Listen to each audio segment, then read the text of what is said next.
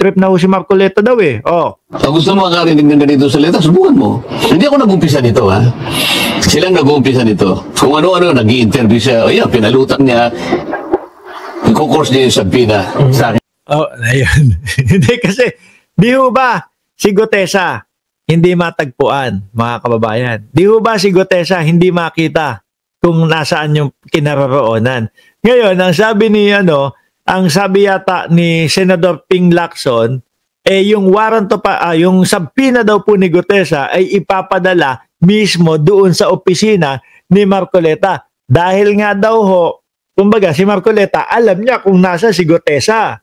Para ho sa akin, ganun yung dating nun eh. O since, ano mo naman yan? Since witness mo naman yan. No?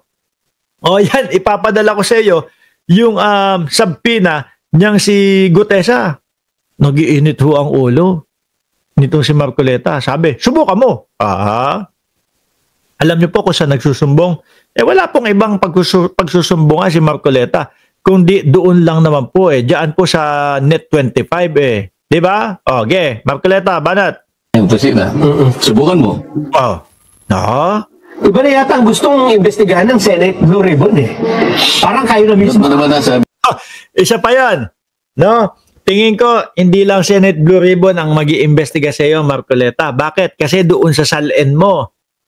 Biruin mo ba naman magkano yung sinabi mong salin mo? 52 million. Tapos, ang nagastos mo nung panahon ng election, 112 million. Di ba? 112 million. Ngayon, no, mga kababayan, kung may mga DDS na magsasabi dito, boss, yung iba galing naman sa donasyon boss, yung iba naman, binigay. Walang tinanggap daw si Marcoleta na kahit anong donasyon. No?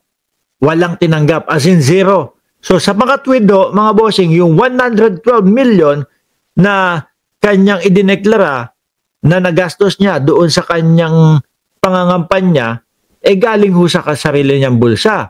Wala sa sose, sabi ni Nick Quinn. Galing ho mismo doon sa kanyang sariling bulsa.